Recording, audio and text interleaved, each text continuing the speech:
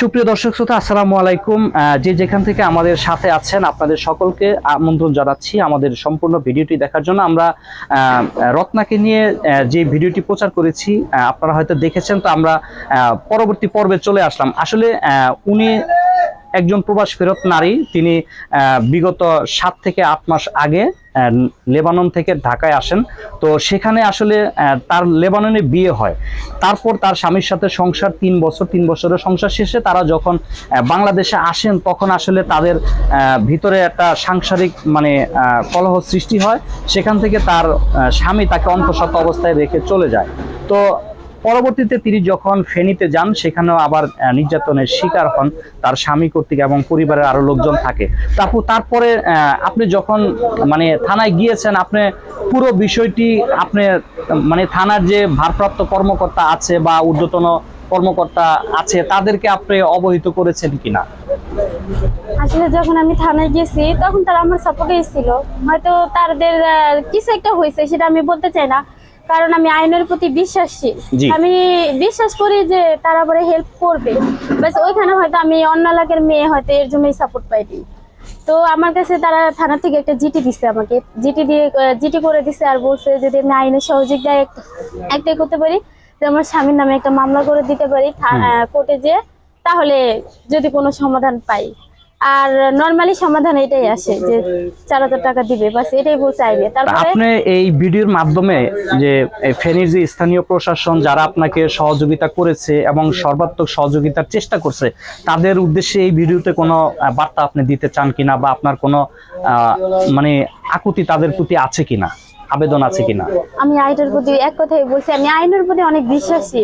আইনের বিশ্বাস করি যে অন্যায়ের বিরুদ্ধে অন্যায় শাস্তি হবে, যে অপরাধী তার শাস্তি অবশ্যই হবে। তারপর থানা থেকে আমাকে রাত্রে কল করা হয়েছে। তো ওই দিন আসার পরে আমাকে গতকালকে 20 তারিখ, গতকালকে 10টা বাজে আমাকে ফোন করা হয়েছে থানা থেকে।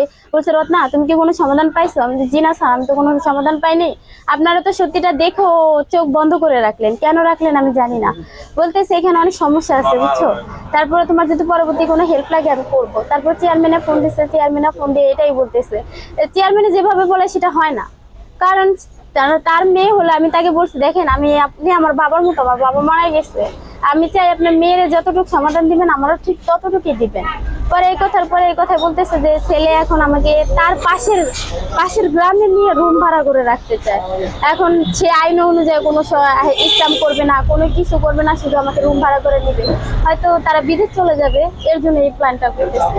আমি আইনের কাছে সহযোগিতা চাইতেছি যে আমার যদি লিগ্যাল কাগজপত্র আছে তাহলে আমি কেন একটা প্রতারণার শিকার হব। তো বোন, আপনি তো আপনার হাজবেন্ড তো আপনি বললেন যে সে আবার প্রবাসে চলে যাবে।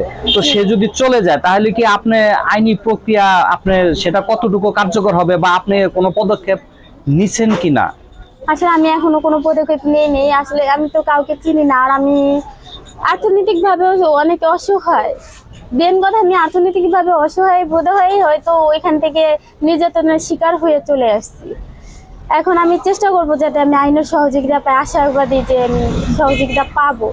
আর তাকে যদি যেতে দেওয়া হয় তাহলে আমি মনে করবো কি যে সে আবার অন্য একটা মেয়ের জীবন নষ্ট করবে, তারা বাবা ছেলে মিলে। না, একটা বিষয় আপনি দেখেন, প্রশাসন আসলে কারোর পিছনে পড়ে থাকবে না। প্রশাসন চায় তার প্রমাণাদি, এবং সেটা হলো একদম কাগজে প্রমাণ। হ্যাঁ, আইন হচ্ছে অন্ধ, আইন কখনো প্রমাণ ছাড়া কিছু করতে পারে না। তখন আপনি যদি অভিযোগ নাই করেন তাহলে তারা কিভাবে অ্যাকশন নিবে? বিষয়টা তো সম্পূর্ণ আপনার কাছে।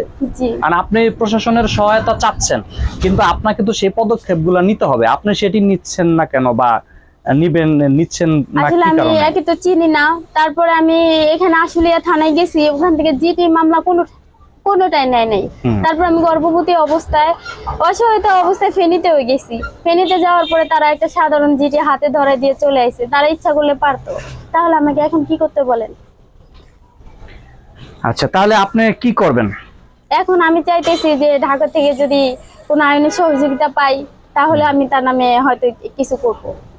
তাহলে আমাদের এই ভিডিওটি যারা দেখবে, আমাদের যদি দর্শক শ্রোতা, সম্মানিত দর্শক শ্রোতা, আপনারা যারা আমাদের সঙ্গে আছেন বা এই মুহূর্তে যুক্ত আছেন, যদি আপনাদের যে কোনো আইনি সহায়তা নিয়ে আপনারা এই বোনটির পাশে দাঁড়াতে পারেন আসলে, তাহলে হয়তো তিনি তার প্রাপ্য যে অধিকার, তার ন্যায্য অধিকার তিনি হয়তো সেটি ফিরে পাবেন।